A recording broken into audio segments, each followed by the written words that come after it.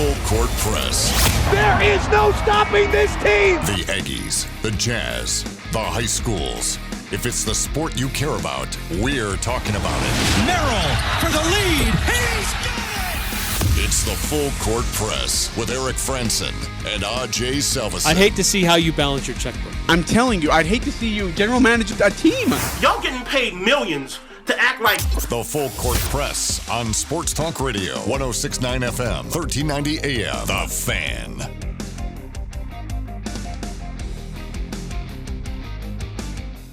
Hey, what's going on, everybody? Eric Frandsen, Ajay Salvesen with you here on a Monday. Thanks for tuning in. Hope you had a great weekend. You had a chance to go down to Las Vegas to watch the Aggies. Well, yeah, you had a nice ending to a crazy game. And so we'll be talking a lot about that today. And if you were there, I'd love to get your reactions in how it all played out, what the crowd was like, the atmosphere, things like that. But more importantly, what happened on the field. And if you didn't go, we'd still love your opinions all the same. You can chime in via the Guild Mortgage mobile app, 435-339-0321. Or if you want to call in, you can, 435-752-1069. To join us here on The Fan. So certainly going to be talking a lot about what happened on Saturday with the Utah State Aggies and around the Mountain West Conference. The latest standings and rankings are out for college football. Some other big games that took place over the weekend. A lot of overtime games in the NFL over the weekend. And then, of course, Major League Baseball. A couple games now into it for both the American League and the National League. And so a lot on our plate to get through. And part of what we'll hear, too, is Blake Anderson talking about the Utah State win at UNLV over the weekend.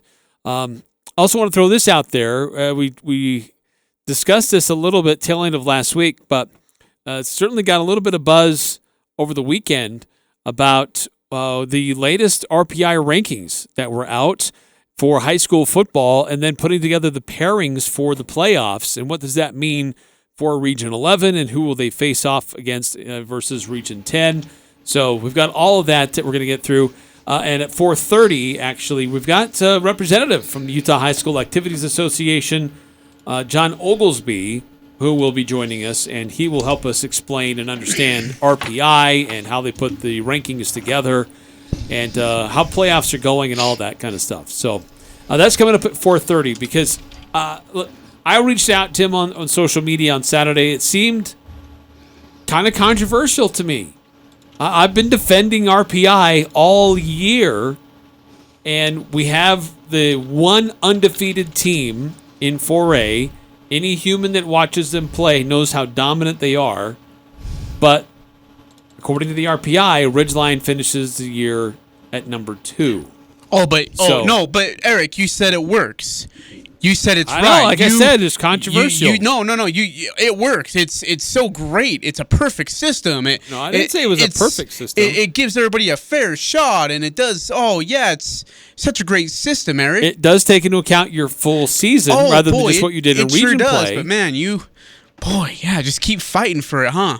Did you not hear a word I just said? I mean, come on, Eric. You were distracted doing I don't know what over there, so you must not have heard what I just said. About this system this whole entire time. And when I saw your tweet, I left with joy on Saturday. I was imagine thrilled. The smile on your face. I was thrilled to see that. So John Oglesby will join us at 4:30 to help us hopefully understand it. Really, the more that I look at it, the more research that I do, the thing that really hurt Ridgeline is that Woods Cross never won a game and Bear River never won a game. They have 2 teams whose opponents' winning percentage are 0. So that really hurts. That really messes up your RPI. Yeah, explain it. I don't know how the number 1 team in the state of Utah doesn't work. I don't get it. It just makes no sense. There's supposed to be a modification based on if you play up or you play down, you play outside of your classification. But as I'm reading it, it doesn't really make a lot of sense to me. No. Because there's some that it can be exempt, And some can be used to help or improve your winning percentage, while others could be hurting your winning percentage. But as I'm reading it, trying to make sense of it, I still don't quite fully understand it. Really? So, Gal, it's so good to hear you say these words, because what you're really saying when you're using all this blabberish is, Ajay, you were right and I'm sorry. Ajay, you were right and I was wrong. That's what I'm hearing from you. No, I'm not wrong. I just need clarification. Give me a break. Now, you need a clarification? Yes. I saw your tweet on Saturday, Eric. You need more than a clarification. Come on. The best team in the 4A class, outright, within any regard, Ridgeline, is number 2 in the RPI system. It doesn't make sense to me, and look, Ridgeline's just going to use it as like, if they didn't need any more motivation after losing in a championship game by shutout last year and getting embarrassed. Here's your motivation. You're now the number 2 best team in 4, even though you're undefeated. They're going to take that. They're going to post it all over the school. They're going to post it all over their bus, and they're going to go wreck teams.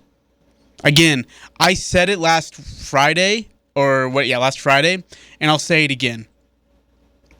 Ridgeline's not going to win a game by less than 14 in these playoffs.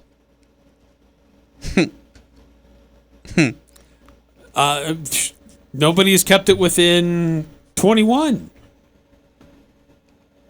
Has anybody been closer than 21 all year? No, I think what's their bucket? Box Elder might have been the closest. No, maybe the first game was. I can't remember. But no one's gonna keep pace with Ridgeline this whole entire state tournament. Nobody. So if you missed it, Ridgeline finishes number 2. They do get a first round bye. Green Canyon finishes number 3. They get a first round bye. Skyview finishes number 5. Logan is 7. Mountain Crest 11. And Bear River 13. So Skyview and Logan get to host. Skyview will host Hurricane, the number 12 team in 4A, and then Logan will host Cedar, the number 10 team. And so we've got Bear River and Mountain Crest that are heading to Southern Utah. Everybody's moved their games up to 4 o'clock except for the Mountain Crest game at Crimson Cliffs. That game is still holding at 6 o'clock from what I understand. That makes no sense. No, it doesn't. Just play it at 4. Yeah, it's Ridgeline's to lose. It really is. It's Ridgeline's to lose. Nobody else will compete at the level that Ridgeline will. So Ridgeline awaits the winner of Logan and Cedar, and Green Canyon awaits the winner of Crimson Cliffs and Mountain Crest. And so if the higher seeded teams win out, it'll be Ridgeline versus Green Canyon for a rematch. And earlier in the year, Ridgeline took care of Green Canyon, but Green Canyon has made some changes and they're a more competitive team now than they were. Still not as good as... look, I mean, maybe Green Canyon will use this as bulletin board material, and that's fine. But Green Canyon still isn't on the level that Ridgeline is. The closest opponent was Bonneville. They got it within 13. That was game 1. Oh, sorry, I missed a text here. 5452 texted in. How does running right up the gut on every second down help with a fast-paced offense? Like a wasted down every possession, it gets frustrating. We'll get to that, I promise, because he sort of answered that question in postgame, and so we'll get to that. And yeah, I don't know if you'll like his answer, but that's the answer he gave. 388. And I don't know that we can call it a fast-paced offense anymore. No. They were not running with pace. No, they were Saturday. They were taking sweet time. No. 3886. Ask the UHSAA guy, that'd be Mr. John Oglesby, if they skew the numbers so the semifinal is North versus North and South versus South. This increases the likelihood that there is a North-South final. They did the same thing last year and just want to see if he will admit it. Yeah, if you skew the question, you might be able to get an answer out of that. Unless he's listening to the show at this very moment right now, then maybe not. Yeah. No, that's a great question. 3886, we will ask him. Absolutely. By all means, we will. Eric, I am... It's just the way the bracket's set up for the 4A bracket. It's really interesting. Like you said, if Green Canyon and Ridgeline win out, they meet up in the semifinal. Is that right, Eric? Did I have that right when you said that? Sorry. If Green Canyon and Ridgeline were to meet up or win out and meet up in the semifinal. They would meet each other in the semifinal. Okay. Yeah, all right, that makes sense. And then who would be the other two teams who could meet up in the semifinal then? Well, if you just go chalk, that's what I'm Desert saying. Hills Sorry. and Dixie. So it would be a South and North versus North final. Okay. Yeah. So if Skyview wins their game and Dixie wins their game this weekend, Skyview will have to travel to Dixie for the quarterfinals. And if Skyview pulls off the upset, then they would have to go and face Desert Hills in the semifinals. And it's not known if that's going to be at the U or just the finals at the U, the championship. It just says TBA on some of that. So,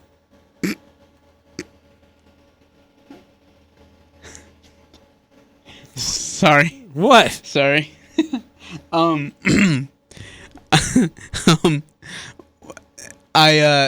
I hope we get the two best teams in the final. That's all I want. Give me the two best teams in the final. With all due respect, I don't want to. So that would be Ridgeline and Desert Hills. Great. Wouldn't it? Yep. Give me the two best teams in the final. They're on opposite sides of the bracket from each other, and that would be the path. If Ridgeline loses, could it be one of the greatest upsets we had ever seen in at least in this valley of football? I'm trying to think. I mean, Well, Skyview had some undefeated years that they didn't make it to the championship game. Really? Mm-hmm. They lost in the semifinals. Were they as dominating as this Ridgeline team is, though? They were dominant. I don't know to necessarily this level that Ridgeline's the pace that they're on right now. I mean, they it's were incredible, dominant. man. Were they? That was the Mason Faltzell years, right? Yes. If I'm not mistaken. Okay. Yeah, they were on another level. Completely on another level. I have details from a secret super basketball game that happened on Saturday, but I can't talk about it on air. I just realized that. Yeah, you better keep that quiet. It's supposed to stay quiet.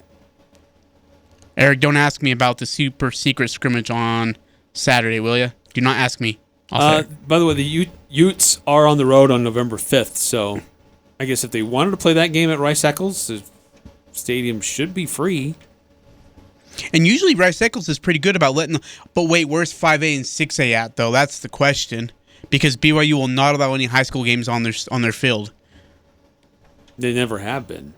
I know, but that's Utah's always been the location. So 6A, 5A. So I mean, will they have any effect of playing where 4A would play at, or where did 4A play last year at Rice?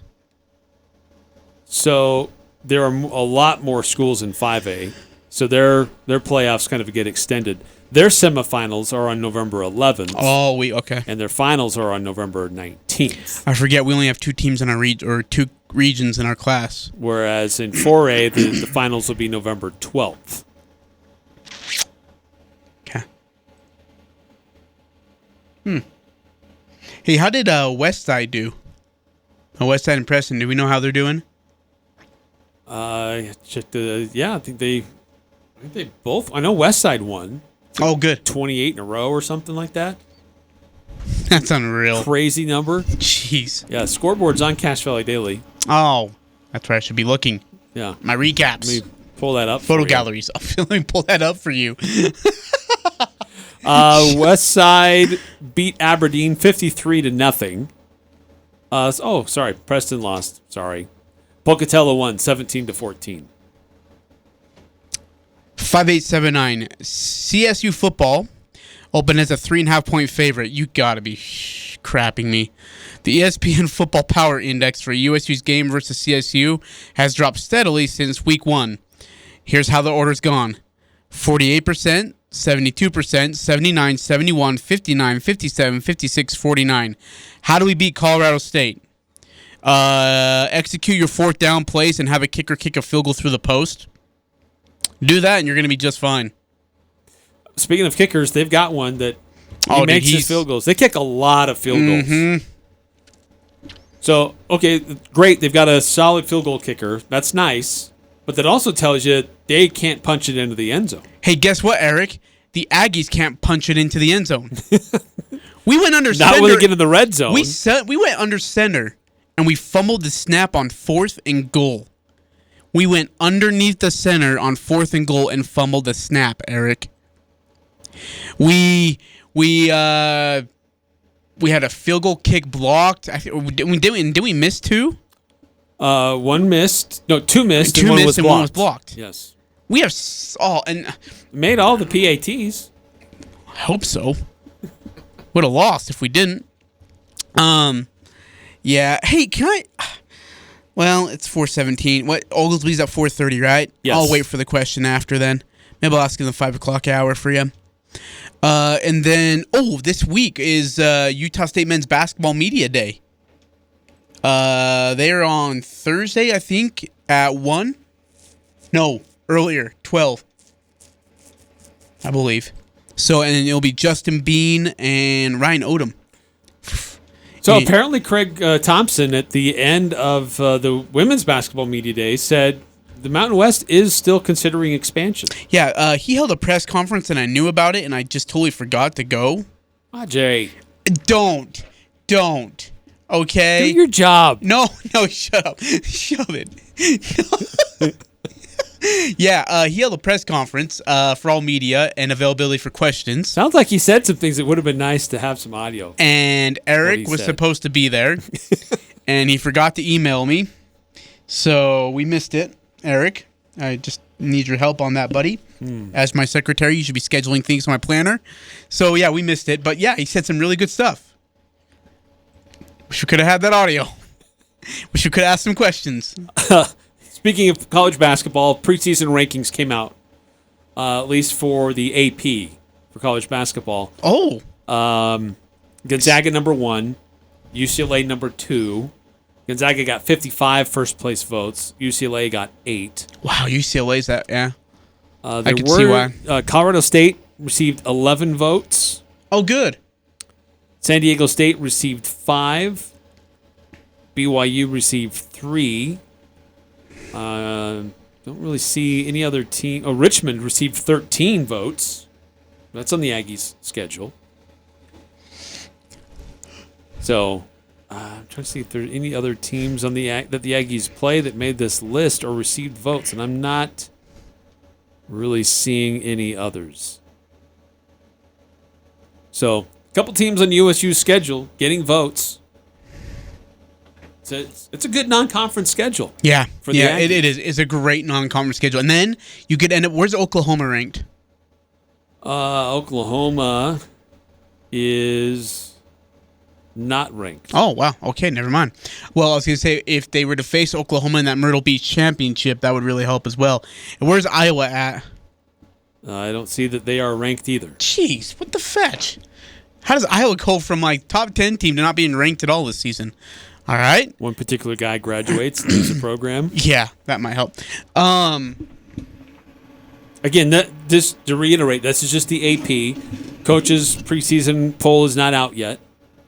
We'll have the Mountain West Media Days later this week. We'll have the preseason kind of standings for the Mountain West. That'll be revealed a little bit later this week as well.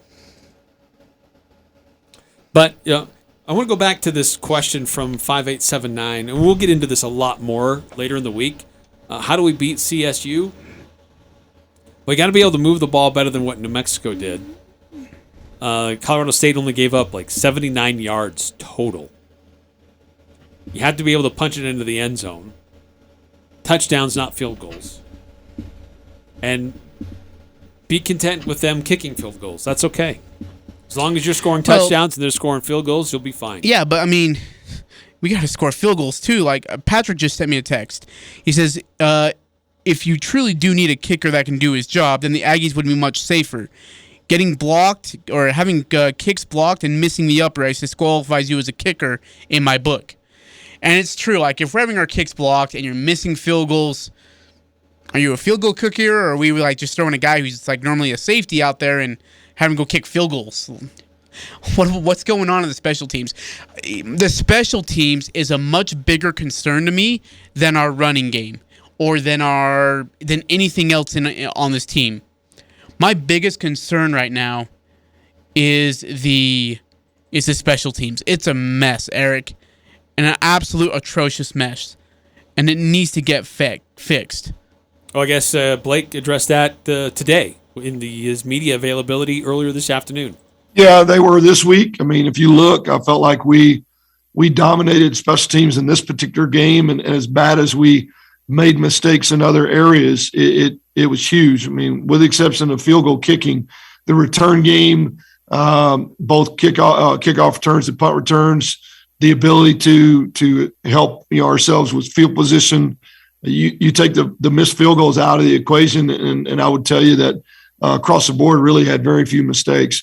They do a good job. You can tell they're well coached. Coach's background is always taking pride in special teams, and they've got an All-American punter, I believe, and kicker's done a great job. So, yeah, it'll be a huge factor. And I think anytime you take a short week, it even heightens the sense of awareness, I think, in that particular phase. Credit Coach Anderson for trying to highlight the positive and not focus on the negative. But that's really good of him. But 3 missed field goals is bad. That's not just good. It doesn't help. Yep, doesn't help at all. There's going to be too many close games throughout. I mean, UNLV's not a good football team. Yes, they're improving, and they've got some dudes that can play, but they're not a good football team. And the Aggies had to scrape by literally in the final seconds to win. Eric, will you turn down my mic?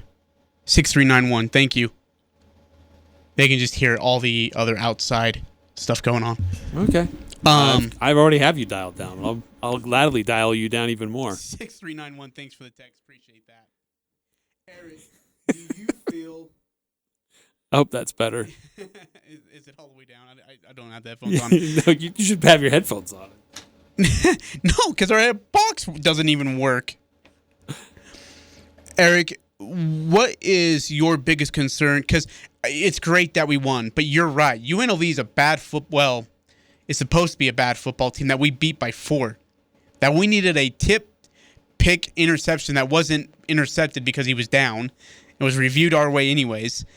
What's your biggest concern right now of this team for you? Can't stop the run. Yeah, Charles Williams had a career day. That's a persistent problem. Teams are having running backs against Utah State are having huge games. The Aggies have got to be better with their run defense. By the way, where's all this coming from you? This was going to be a blowout. Aggies by 17. It's not even going to be close. You're bagging on me for my RPI takes. What about your Aggie football take? Yep, absolutely. You should. UNLV is a good football team. They're better than 0-5. Blake Ganderson told us that all week long. Yeah, and despite all of that, you still said, they're a bad team. They're going to blow them out. Yeah, I didn't believe him. I didn't trust him. That's not bad. I didn't believe what he said about that. I do trust him. I just didn't believe what he said about that. Yeah, they're a better team than I thought. Much, much better team than I thought. Well, their front 7 was better than I expected. And that running back, Charles Williams, is about as good as he is advertised. He was really impressive. He was a hard runner, but the Aggies schematically didn't do themselves many favors. Yeah. Just maybe not schematically as much as it was technique. Yeah. Their technique got better late in the game, but early in the game, too many just kind of putting an arm in there, trying to push him over up high instead of wrapping him up down low. Mm-hmm. And he would just bounce off of guys or push them off. Yeah. 9463, that was the best 15 seconds I've ever heard of your show. What happened? That's when I had you turned down. You had me turned all the way down? Not all the way. But Eric. Dramatically. Yeah, look, that Charles Williams had a career day, and you're right, it wasn't like I didn't feel like we were wrapping up. Like, and again, we were way up high, so I couldn't see it as well as you probably could. Were we wrapping it all, or were we just trying to, like, hit him with the shoulder pad and try and knock him? Was that what we were doing? What was going on? I mean, it looked like they were trying to hit him too high, like up around the shoulders. Yeah. And he's so good at bouncing off that kind of stuff. Yeah. Hey, out of all the UNLV losses that they've suffered through, only one game has been decided by more than one score, and that was Iowa State. Everything else has been by a score or less. This one's got to make him sick the most. A score or less? Okay, fine. 8 A points touchdown or less? 8 points or less. Okay. All right. No, but I agree with you. I mean, this would have to really eat at This you one, if you're a UNLV like, when they go fan look or at the player. film on Sunday and today, they're gonna like throw stuff around the walls because they had that game. They had the Aggies dead to right. Yeah, but Ajay, they don't have a quarterback. I mean, even for 3/4 of the game, they didn't have a quarterback who could throw. They didn't, but they did because he was making completions, man. Very few. That running is their bread and butter. That is the only thing that's working for them. Well, it's working. Make really them well. beat you in the pass. They put up 24 points. 6 of those were on a pick six on a horrible throw by Logan Bonner. Horrible throw. But other than that, dude, they still put up 24. I mean, so minus that, they put up 17 points offensively. Still found a way. Leading with under a minute left. So as bad of a football team as they might be, I still think they're good. Gave them some issues. They gave the Aggies some issues. Aggies were able to pull off the great escape again, which was impressive. But we'll get more into that after John Oglesby. Yeah, and that wasn't the only game that was kind of surprising to me in the Mountain West over the weekend. So we'll update you on all those scores, the top 25 college football. The latest polls are out for college football. The weekend that was in the NFL, Major League Baseball. Man, a lot to cover today, as well as these latest and final RPI rankings for high school football, and trying to get some more sense of how it works. Understanding this is different than the way it used to be. Region standings do not matter. That seems to be the biggest question and complaint I hear from people, and I totally agree with the RPI on this. The region standings do not matter. So you agree the Ridgeline being number 2? No, I didn't say anything about that. Region standings don't matter. It's what your entire body of work. But playing above in a classification, does that really help you or not? That for me is the biggest question because it doesn't seem to be answered. We'll get hopefully some answers from John Oglesby with Utah High School Activities Association, who's going to be coming up next here on the Full Court Press. S.E. Needham Jewelers is where Utah gets engaged. We offer a large selection of personalized service and extraordinary benefits with our integrity price guarantee. At Match Quality, you'll find our prices to be as low or lower than any store in the state. We consistently beat any 50 to 70% off sales, internet pricing, or so-called wholesale deals. In fact, we even price our diamonds at internet pricing. So you'll get S.E. Needham quality at internet prices. Open Monday through Saturday 10 to 7, where Utah gets engaged. S.E. Needham Jewelers, middle of the block, at the sign of the clock. Hi, this is Bob Larson with LSS Insurance. You're invited to come learn how to make an informed decision for retirement, Medicare, and Social Security. It's never too early to plan for the future. The third Thursday, October 21st at 7 p.m. to a free seminar at our office. Call 752-9493 for details. We will answer your Medicare and Social Security questions. Come the third Thursday, October 21st. Call 752-9493 to RSVP as seating is limited. This is Dave Simmons for Les Olson Company. Your team's in the locker room ready to get out there and play to win, but you see a player you don't recognize. They're wearing your jersey and even know your coach's name. But who are they? Would you let this stranger look at your team's playbook? That's exactly how phishing attacks work. In 2020, the number of phishing attacks against businesses doubled compared to the previous year. Don't take risks. Take action with the Les Olson Security Suite. Get your free network assessment at lesolson.com.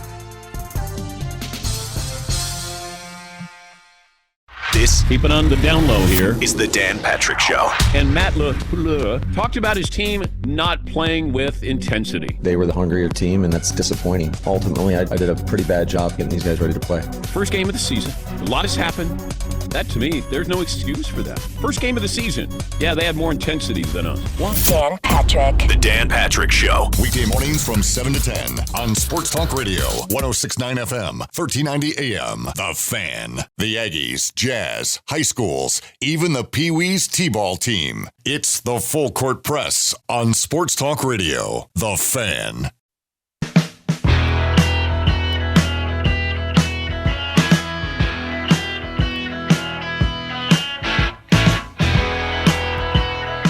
Eric Frandsen, Ajay Salvesen here on the Full Court Press. Hey, sorry for everybody if you could hear like extracurricular activity over here. Eric had my mic cranked up way too loud. No, I did not have it cranked. I had it dialed down. I don't know what's going on with like Eric's board. If you don't want to heavy fix breathing it. over there. It's nothing I can do. I don't know what's going on. Jeez, Eric, I need to come help you run the board again. As we've stated, the RPI rankings for 4A are out for football. The standings for the end of the season have been tabulated, so the playoff pairings are now set, and it has some people scratching their heads a little bit trying to understand how the RPI works. And John Oglesby, he's with Utah High School Activities Association, a friend of the program. He's been on with us before to help us make sense of this. John, thanks for your time today, and hopefully we can get some good answers. Hey, John. Hey, what's going on? It's great to be with you guys up in Cache Valley and to be on with Eric, with you, and then with the voice of the Aggie women's basketball team is a real treat. So thanks for having me. Thank you, John. Greatly appreciate that kind of you.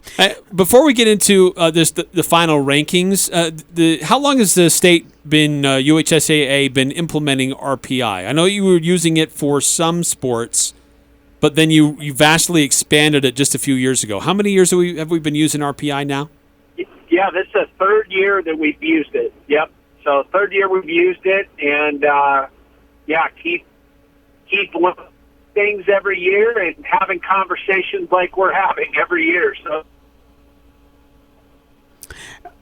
John, I want to ask, what does the criteria from year to year change, or maybe be critiqued a little bit? Just based on how things are going, and maybe you guys gather as a group and say, well, we want to change a couple of things and maybe change the dynamic of how we are putting together RPI, or does it always stay the same? Yeah, no, that's a great question, Ajay. It has changed in the time that we've had it. Our member schools, and we're really fortunate. We've got several folks up in Cache Valley who are members of our governing boards, and so those are things that we have conversations about with the board, and then with us being the staff about, hey, what's the best way to go about this? How does it look? What should it look like? And so the RPI has stayed mostly the same, but with a couple tweaks here and there. And we got to where we did things this year, going into a new alignment where, like for instance in football, we used to just give one out of classification exception. Now we've gone to two because we realized that a lot of schools are playing out of class not only once but twice. And just different things like that we make small tweaks along the way to make it better for our member schools. Overall, if you look at the RPI, it's been very successful in seeding our tournaments year after year. You see a lot of matchups sticking to chalk in terms of how it's been written up, but that revision is always going on, and we appreciate our member schools and our administrators coming to us with those ideas and those conversations. John, you mentioned something that I wanted to address, and you said that there used to be one exception, now there are two exceptions. What, for those who are really into the weeds on this, what does that mean? That means basically, so when a team plays out of classification or out of state, for that matter, which we know a lot of teams up in Cache Valley do, then the value of a game, if you're calculating it, is going to be different. In this sense, and I'll give you, we have set values for what a game in football for 1A and 2A is worth compared to a 3A through 6A opponent. And partially that's because if you're a 4A opponent, you're going to play some 5A schools. I look at Skyview that played, all over classifications, Ridgeline also doing some of that. And you want those schools to have different values. Like if Ridgeline or Skyview or any school up there were to go play Ridge, that's probably a very different game, right? Yes. So the value of winning a game against Ridge would be different because Ridge is a 1A team. But if you go across the hill and grab some Maddox and then you play Box Elder, the difference in those two opponents, just by enrollment size, on school size, isn't super different. So then the value of that game is similar. So what it does is it gives exceptions to when you play out a classification that you have a couple times that are free as part of the calculation process. John, with only 2 regions in the 4A classification, is there any chance that we might have another region enter in back to the 4A fray? Or how did that decision come about to only have 2 regions in 4A? Well, the real crux of the decision, and I mean, I'll say this, is our board. There was a group of schools in the 4A that were in the 4A range, and there was a group of schools that competitively, if you look at the 5A, should have been in 4A. They were right on the bubble, right above the bubble, I should say, for enrollment, wanted to be in 4A, but our board had no ability by the rules of our enrollment to be able to consider to move them down into 4A to make a viable region. So at that point, they then decided to move schools up into 5A with the consent of some schools, and that's created where we have a 5-region 4A. And there's no doubt it's caused some growing pains. Let's put it that way. Makes sense. Sure enough. And that's evaluated, every 2 years? Every 2 years, yep. And Cache Valley's fortunate because Cache Valley has not only a principal on our executive committee, but also a school board member on our board of trustees. So not a lot of parts of the state have the level of representation in a lot of those UHSAA decisions like Cache Valley does, for sure. John, I don't mean to keep beating a dead horse, but I want to make sure we all understand this exception that can take place when a team in one classification plays a school in another classification. So if I understand this correctly, if you're a 3A school and you play a 5A school, there's no added benefit necessarily to your strength or your RPI because you're already getting the same weighted value. And I guess that would be the same thing for a 4A versus 5A, correct? That is correct, yes. Okay, so the modification really only affects if you're a lower school and you beat 3A and above. Or I guess if you're above and you play down, that could affect you. But if you're 3A to 6A, it really doesn't matter whatsoever. That is correct, yes. Okay, because I think there was some thought that maybe some confusion or misunderstanding that a school like Ridgeline, who played 4 5A schools, should get some extra consideration because of playing up so many times versus a Desert Hills who only played up twice. But that since they're so close in classification, there really is no added incentive to play up like that. Yeah, if you go to UHSAA.org and then go to our RPI page as well, and then go to our info and FAQs, because these are a lot of commonly asked questions, and I appreciate you guys bringing them up. It breaks down right there how all of it looks. And so when you look at that, it gives the index for what the out-of-classification wins are worth. Basically, the value of each classification is decided there. And we have different metrics compared to if it's a 5-classification sport compared to a 6-classification sport, which football went back to this year. So that's really been an important thing that's been part of our calculation process. class modifier, if you will. And will that be adjusted any more, or just a 3A and a 6A have the same kind of level? Will there be any additional discrepancy how to fine-tune that, or is that pretty much where it's going to be moving forward, do you think?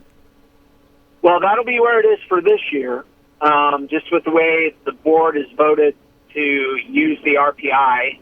It's always up for discussion, and I think, again, we'll evaluate it. Our boards will have feedback on it, and we'll go forward to make the best decision we can for the state in terms of how the RPI is used. Hey, John, I have a random question for you, but why does, during the final week of the RPI standings, why do you guys cut it off? That's a commonly asked question, Ajay, and I appreciate you asking it because it's a yearly thing that I know a lot of folks ask.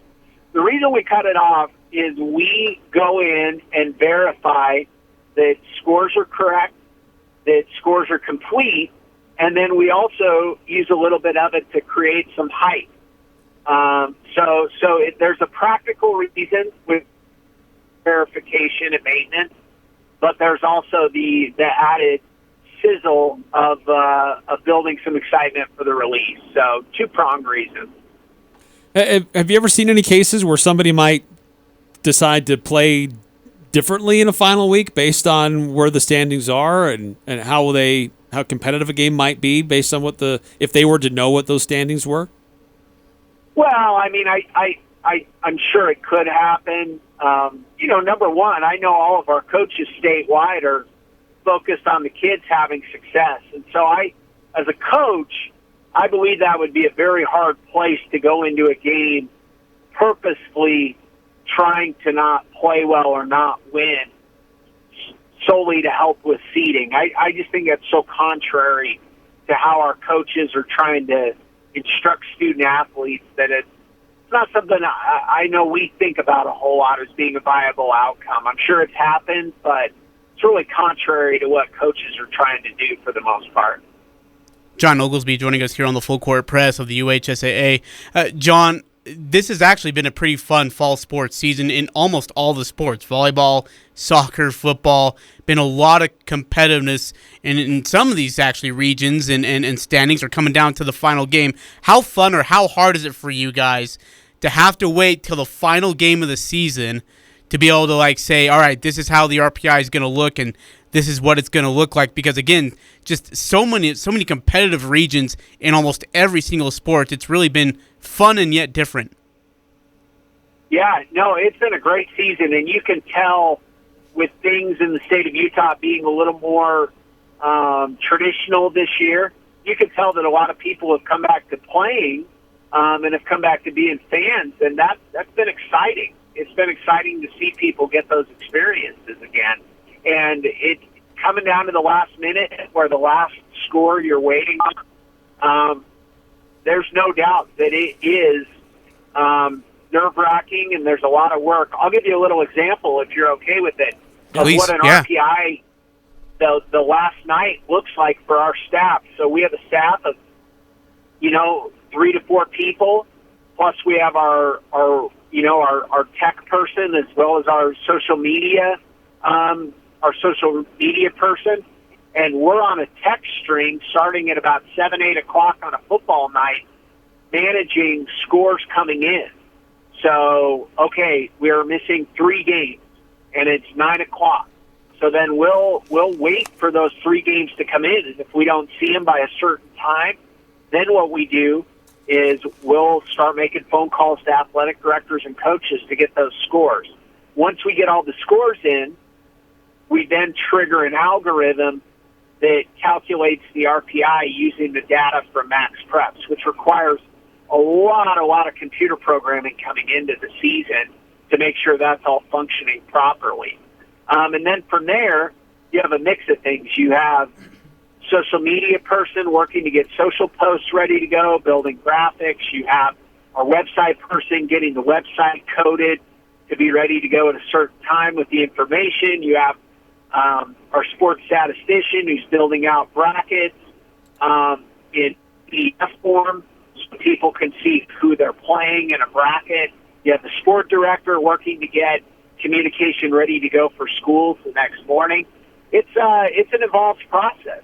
And then at 9 o'clock the next morning, we release it and start seeing what people have to say.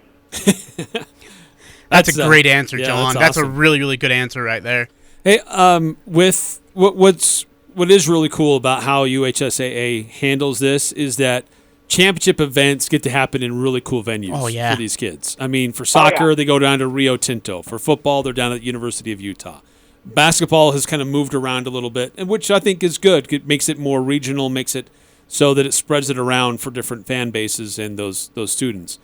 With the football playoffs this year, it does say that the championship will be at the University of Utah. Will the semifinal be there as well, or those be at home sites? The semifinals right now are scheduled to be at home sites, but there's always a potential for something to change. For instance, if the schools in the area were able to work with a college venue potentially because it provided wider accessibility for a game, or whatever the reason being, or if they're both from the same flexibility region, could be there. Yeah, or if it's a regional matchup. I mean, if things stick to chalk, which we know high school sports, it's rarely, if anything, predictable. But I mean, you'll have two, geographically isolated semifinals in different parts of the state. Maybe there might be an opportunity to do something different there. That's closer to home, but at a collegiate venue or some other third-party venue. So a lot of that stuff I still think needs to be kind of figured out, but right now it's home site. Final question for me, John. With the state ever growing at a very rapid rate, how are you guys going to handle having, cities or areas fill up? Are you going to have to build another classification, or are you just going to have to build more regions within classifications? How's that going to work? Well, I think that's a great question, Ajay. And our discussions in our board meetings is always around these types of issues. It's funny, we've heard everything from we need more classifications to now that we have a small 4A, maybe we need less. Maybe we need, go back to 5. That's been talked about in our board. I think right now where we're focused at is trying to create an alignment structure that really works well for the future of our state and for the growth that we know we're going to continue seeing. And that's a daily challenge because stuff as we've seen changes so fast. And the goal at the end of the day, we don't always get it right. Not everybody always gets it right, but the goal is always to get it right, and that's to make the best possible experience we can for the kids and the community. Hey, John, last question for me. We mentioned basketball, and that tournament has moved around a bit. Where is that going to be hosted this coming year? So the 4A classification this year is scheduled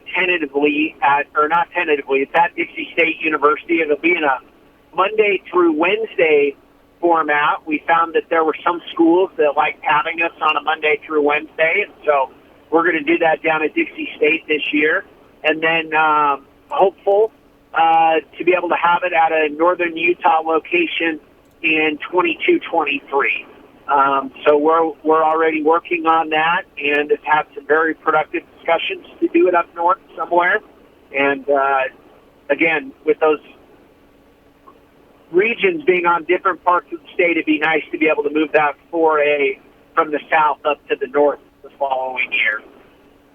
Hey, John, really do appreciate your time and being willing to come on with us and help us understand all this RPI and these rankings, and a very fun time of the year for a lot of these student athletes as they get to compete and participate in these playoffs. So thanks for spending some time and helping us understand it a little better. No, it's a pleasure to be with you guys, and always look forward to seeing you guys around in the next couple weeks, covering some Cache Valley and Northern Utah sports. Should be a lot of fun. Hey, thanks, John. Appreciate you, bud. Thanks, John. Okay, take care, you guys. John Oglesby with Utah High School Activities Association. He handled that well because we grilled him. We absolutely grilled him, and he handled it great. He's very professional. Yeah, I loved it. Very good. Quick timeout and some more thoughts coming up next on the Full Court Press. fall is in the air and it's getting colder. Make sure your vehicle is well maintained. This is Dustin with Valvoline Instant Oil Change in Logan across from Angie's. As the weather turns colder, your car might need a little more attention, and an oil change is easy. We'll change your oil and also check other fluid levels and replace your air filters if needed. The best thing? You can stay in your car while our trained pros service your vehicle. Valvoline Instant Oil Change, 695 North Main. Don't mind the construction out front. We are still open and ready to serve you. Hi, this is Brian Webster. And I'm Garrett Tanner with Cache Valley Bank. In celebration of USU's homecoming and our post-COVID opening of our mall branch location in Logan, We're inviting you and your family to our Customer Appreciation Event Friday, October 22nd, 11:30 to 2:30. we'll have a La Unica food truck and lots of goodies and giveaways. We appreciate our great customers and community. Come enjoy some good food with us in front of the mall at 1320 North Main, Logan on Friday, October 22nd. Cache Valley Bank, member FDIC, and go Aggies. Colonel? Good morning, sir. I see you found a way to keep our cannon out of the mud. Pavers, sir. As a mason, I used to lay them for courtyards and patios. Brilliant. Thank you. They hold up beautifully no matter how punishing the conditions. I can see that. Say, after the war, think you'd be available to pave my patio at Mount Vernon? Stone pavers from Castellite really catch your eye. Do it yourself with the expert help at Castellite. For all your brick, block, rock, paver, and tile needs, go where the pros go. Castellite.com. Cache Valley is absolutely beautiful. It's always fun to be outdoors. Winter is the perfect time to let the allergy clinic inside the Cache Valley Hospital and now in Providence help you with venom testing for next spring and summer. The allergy clinic offers testing and treatment to life-threatening stings from honeybees, yellow jackets, white-faced hornets, yellow hornets, and wasps. Independent physicians Benyon, Blotter, and Robinette offer Cache Valley a full-time allergy clinic in 2 locations, Providence and inside the Cache Valley Hospital. The allergy clinic accepts most insurance, including SelectMed. Call the allergy clinic at 753-7880. That's 753-7880. The Riverwoods Conference Center is the center in Cache Valley for business, entertainment, and special events. Whether you're hosting a large or small event, you have the choice of inside with all the new modern interior renovations or outside along the scenic banks of the beautiful Logan River. The Riverwoods is an ideal choice, offering seamless planning, easy catering coordination, and will make your event as professional or as beautiful as desired. To book your next event or for more info, visit theriverwoods.com or call 435-750-5151. We'll see you at the Riverwoods.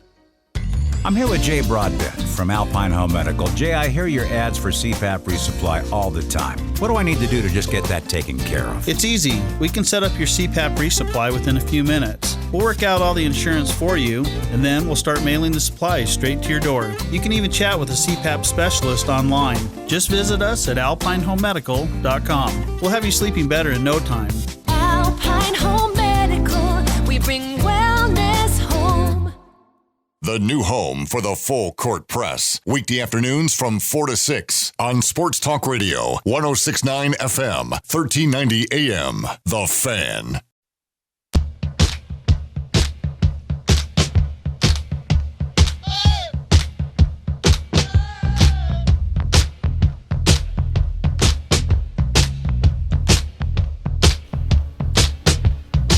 Hey, big thanks to John Oglesby coming on, joining us. Oh, look, we got a lot of questions that have come through on this.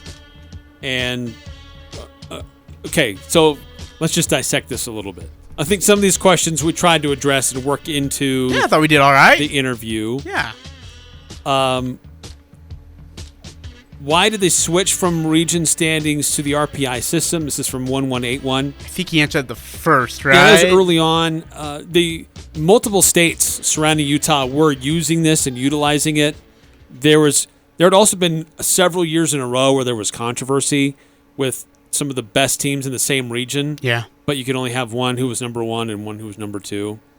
And then it's just that. It's not just based on region. I can't tell you how many times I get asked that when people complain about RPI, they'll say, well, look at the region standings. Region standings don't matter. But you can have a team that's above the other in the region, but it's the entire body of work. It's from the start of the season to the end of the season. That's why I like RPI. It's too bad Ridgeline's body of work sucked, I guess. When you have 2 teams that don't win a game, that hurts. Man, too bad. Their RPI sucks. Look, they had the 11th most difficult schedule. You look at their opponent's winning percentage, the teams that they played were not good. I'm so done with you on this. Hey, That's Ridgeline. just what the numbers are. If you need more motivation, Eric thinks you deserve to be number 2. I'm just saying that if you want to look at their strength of schedule, they had one of the easiest schedules in all of 4A. Now, any human that watches them play knows that's the number 1 team. There's no question. That is the top team in 4A. What bothers me is that there's no difference between 4A, 5A, and 6A if you play up. There is no value. Yeah, exactly. And it says, there's a modification. That's only if you're a 2A or a 3A team and you play up. I'm interested to see if they actually cut off a classification. There is zero incentive. Yep. If you're a 4A school, to go play a 5A school or a 6A school. It's the same. It should have more weight. Yep, and absolutely. it really doesn't. Yep, absolutely. Hey, big thanks to Napa Auto Parts for being a part of this show. They're going to sponsor Above the Noise by Dan Patrick. Go visit one of the 5 locally owned from Preston to Providence. Napa Auto Parts stores. Get your car taken care of the right way. They do great work. And coming up next hour, update on the Mountain West football standings and more from Blake Anderson. What he had to say about UNLV. I'm Dan Patrick, and this is Above the Noise. You'd expect Sunday's game between the Cowboys and Patriots to have a high TV rating. Usually that's because Dallas is really popular and New England is normally really good. But yesterday, Dallas was the legitimate contender. New England is much more about the franchise's reputation. Turned out to be a great game. Dallas pulling it out in overtime thanks to a Dak Prescott to CeeDee Lamb touchdown. Prescott looks like an MVP candidate. And the Cowboys' cornerback, Trayvon Diggs, is making a run at Defensive Player of the Year. The Patriots have to feel stung in the moment, but excited about the rookie quarterback Mac Jones giving the team a chance to win.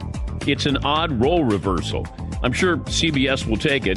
The NFL has to be happy that so far Dallas is delivering all the hype. The Cowboys haven't been to a Super Bowl in 25 years. I know, there's still a long way to go, but so far Cowboy fans are thrilled with the start of the 2021 season. I'm Dan Patrick, and this is Above the Noise.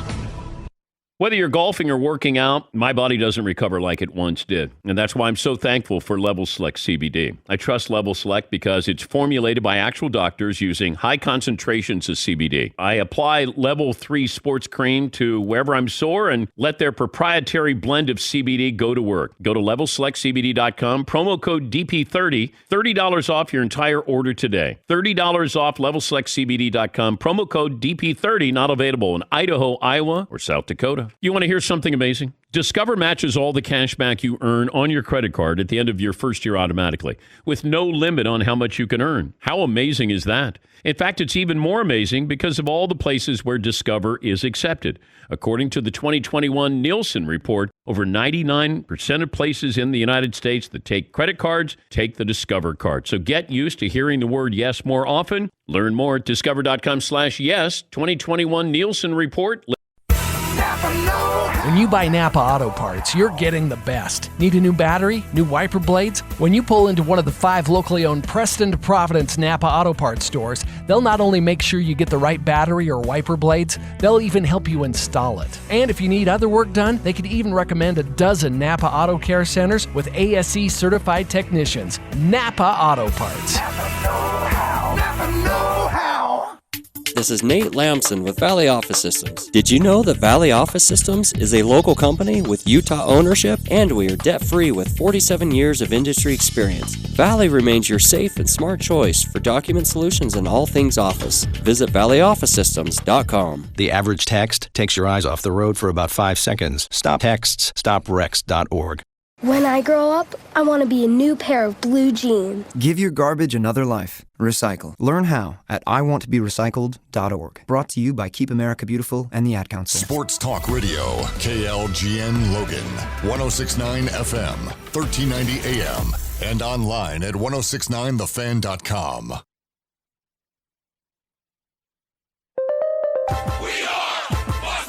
And here's what you need to know. Week 6 of the NFL season comes to a close tonight as the Buffalo Bills are in Nashville to take on the Titans. Tennessee expected to welcome Julio Jones to the lineup after missing time with a hamstring injury. That said, Ajay Brown not as likely to get a lot of reps. Kickoff coming at 8:15 Eastern time. The Texans have released veteran linebacker Whitney Merciless. Jimmy Garoppolo returned to 49ers practice today. Trey Lance, though, still out So Jimmy G might get the look Sunday when the 49ers take on Indianapolis. Patrick Peterson of the Vikings goes on IR with a hamstring injury. Browns running back Kareem Hunt, calf injury. He's likely to miss several weeks. He may end up on the IR. Major League Baseball playoffs continue tonight in Boston. The Red Sox hosting Houston. Game 3 of the American League Championship Series. It's tied at a game apiece. Eduardo Rodriguez goes for Boston against the Astros. Jose Urquidy in the NHL suspended San Jose's Evander Kane 21 games for a fake vaccination card. It's the full court press. There is no stopping this team. The Aggies, the Jazz, the high schools. If it's the sport you care about, we're talking about it. Merrill for the lead. He's got it. It's the full court press with Eric Frandsen and Ajay Salvesen. I'd hate to see how you balance your checkbook. I'm telling you, I'd hate to see you general manage a team. Y'all getting paid millions to act like... The full court press on Sports Talk Radio, 106.9 FM, 1390 AM. The Fan.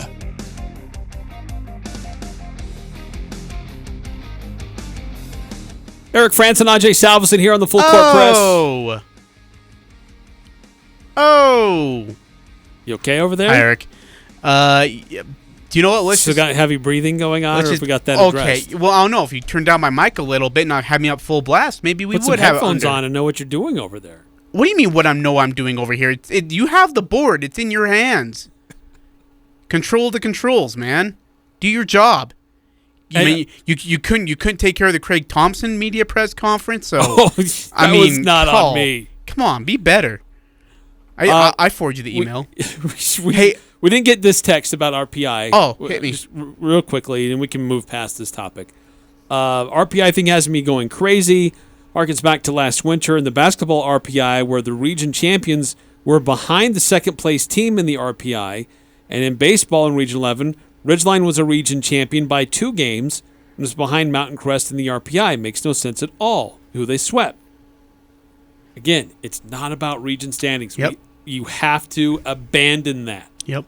Doesn't matter anymore. Doesn't matter one bit. It's unfortunate. If you're a region champ, you don't get rewarded for it. Yeah, there's nothing. I mean, it's bragging rights, I guess, but it provides no incentive whatsoever for the postseason. 8003. Hey, Ajay's co-host. His name is Bart. A RPI is one topic I agree with you on. Yeah. Good for you. Hey, thanks, 8003.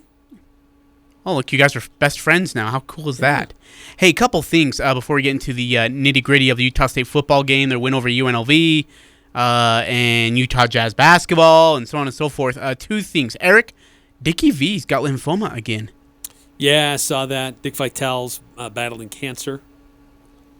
A lot of people giving him shout-outs. Throwing up prayers in his Hope the guy's doing all right, yeah. One of the best in the biz. And then Pete Thamel of the Yahoo Sports, Eric, has tweeted out that sources are saying the AAC is expected to examine expansion this week, with 6 schools expected to extend applications. The AAC is expected to receive them from FAU, Charlotte, North Texas, UTSA, Rice, and UAB this week. The expectation is that they will be accepted, and the AAC will grow to a 14-team football league, also 14 in team hoops. So Commissioner Thompson said that the Mountain West is still considering expansion to some degree. There's 2 teams that were just mentioned that they should be targeting, North Texas and UTSA. But if they get an invitation to the American Athletic, do they go there or do they go to the Mountain West? They'll go to the AAC. It's in their geographic footprint. It's cheaper travel. Yeah, they'll head over there. Yep. Good for them, I guess. Yeah, he took Mountain West taking too long. Yeah, probably. Slow playing it just a little bit too much. Hey, let's go ahead and talk some Utah State football. If you guys want to text into the show, 435-339-0321, to text into our Guild Mortgage text line. 435-339-0321. 28-24 is your final score inside of Allegiant Stadium, which is in a massive, massive building that I saw every speck of, and that's not a good thing. Even down to the bowels? Yeah, dude. Like the sewer system and all that? I saw everything. It was not fun. Take the trash. Oh, dude. The executive suites. I saw the executive. Yeah, I somehow got led into those rooms. I'm not exactly sure why, but when I got off the elevator, I was like, isn't this the... Yeah, just go right to those glass doors. I'm like, but that says... See, okay, I'll go. Walked in there. You're probably walking around like, I'm Ajay Salvesen. Well, yeah, dude. Show me the best. Here's the thing, is that like, when you have a credential, if you walk with confidence, you can go anywhere you want to in any building. It doesn't matter. They'll just be like, oh, yeah, he's supposed to be here. They don't ask. That's the secret. I found that out at Allegiant Stadium pretty well. Yeah. No, but Eric, 28-24 is your final score.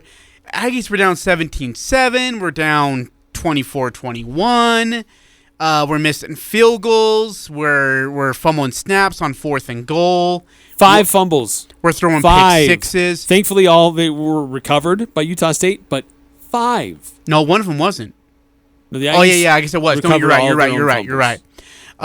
Eric, can I just ask you bluntly? 8 bad penalties. Can I ask you bluntly, and I want our listeners to text in to see if I'm going off the rocker. Again, 435-339-0321. Please help me know. Should Peasley be starting over Bonner?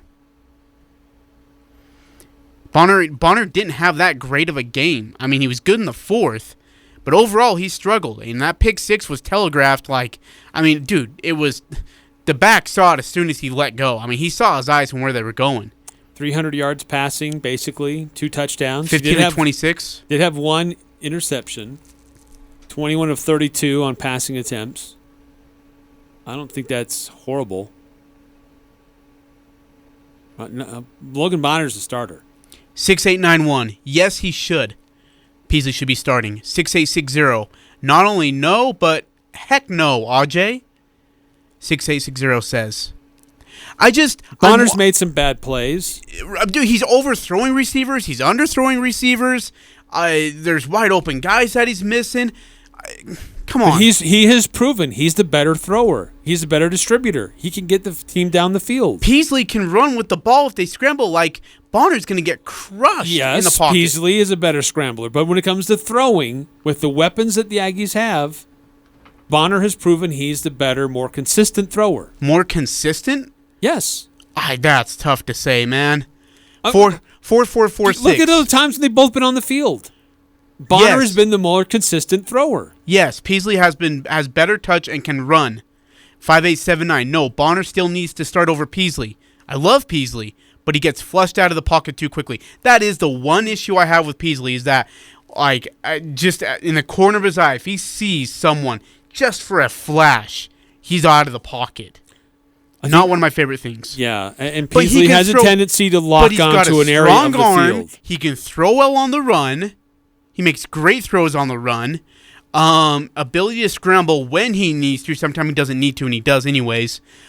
And I don't know. Maybe Peasley hasn't got enough reps yet. I mean, I don't know what it is. I think this coaching staff gave Peasley every opportunity to take the starting position. Starting in the spring through fall camp to 90% of that football game at Washington State. He had every opportunity to claim the starting position. And Bonner outplayed him. 6-2-9-4. Need we a reminder that the most popular player on a so-so football team is the backup quarterback? Stick with Bonner for now. Yes. 4-4-4-6. Bonner's throw so fetching high all the time. He does tend to sail it. Look, I'm not here to defend Bonner as a perfect quarterback. Believe me. But he has been giving the Aggies more opportunities to move the ball down the field and win than Peasley has. It's been borne out. It's been proven. 6-5-4-3. I'm very concerned about what I saw in this game. We are halfway through the season. We have defensive issues, kicking issues, penalty issues. We are stretched to the limit by the third worst FBS team in the nation. I thought we would be a lot further along as a team than I saw on the field. Or that I see on the field, excuse me. I would... There should be some concern. I'm not going to lie. 28-24 over UNLV, who hasn't won a game in 2 years. They played well. Give them some credit. They did play well. Charles Williams had a great day, 200-and-something yards, 3 TDs. He was phenomenal, Eric. He really was. Yes. And if they win, he's probably Offensive Player of the Week for the Mountain West Conference. Aggies win, Devin gets it. But my issues, and we talked about just a little bit in the first hour, Eric, my biggest issues right now are with special teams. When we have a kicker go in there, it's your job to kick a field goal through the uprights. Mostly just field goal kicking? Yes. You're not going to lump in punt returns or kick returns. Savon went 99 yards for a touchdown. Well, you said special teams. You have concern with special teams, so it's kind of a blanket. Sorry, no, you're right. I just want to make sure you're focusing on field goal. Sorry, my apologies. Yeah, just field goal kicking. Punting's been fine, I felt like. I don't think we've had too many issues on punting except for the fake punt, which was called by coach. That was a and you're call not going to go against sideline. coach's wishes. Yeah. But the field goal kick, Eric, when your quarterback gets into field goal range, kick the ball through the uprights. Snap was good, hold was good. What's the protection? Where's it going wrong? Kicker's missing field goals, shanking him left and right. Why? That's 9 points on the board that should be ours, and we can't get a field goal to tie a game. This is frustrating for me. Well, Connor Coles earlier in the year put a 50-yarder through the He was phenomenal. uprights. What's went wrong? Well, we have to remember he's playing on a broken foot. I don't know if that's catching up with him. I need a new kicker. Maybe that's the problem. He is still the best option. Then we are screwed. We are screwed. If that's the case, and it's 4th and 11 on the 20-yard line, I'm going for it. Because that gives me a better chance than missing a field goal at this point. Let's see here. 9-9-4-8. Good win for the Aggies. How about my Braves, though? Playoff baseball at its best. Man, how about the walk-offs? Had a couple grand slams into the same game. It's been a fun playoffs for Major League Baseball. 5-6-6-2. I think Bonner stays starter, but the turnovers have to stop. How about a goal line package for Peasley? Could have been beneficial on Saturday. Well, I don't disagree with that.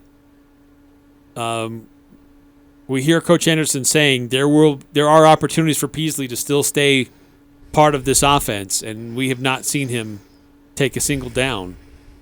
We did see him take some snaps in the BYU game because Bonner got hurt, but we didn't see him at all on Saturday against UNLV. Yeah. Yep. Not at all. 5879 Bonner extends and completes drives too. He's not wrong. 4875. I think people just want Peasley because the backup quarterback is everybody's favorite player. Bonner is streaky for sure. Sometimes he finds his rhythm and other times is pretty bad, but I think he's absolutely QB1. With that said, I 100% think we need to have a Peasley package that is used at minimum in the red zone where he can come in and run special plays for him. I don't disagree with that. Utah State has struggled when they get into the red zone. Their red zone efficiency is not that great. The only way they can score touchdowns if they're outside of their 20-yard line. What are you seeing inside the red zone? What's your biggest issue right now? Is it the play calling or is it the execution? Someone asked me this on Twitter.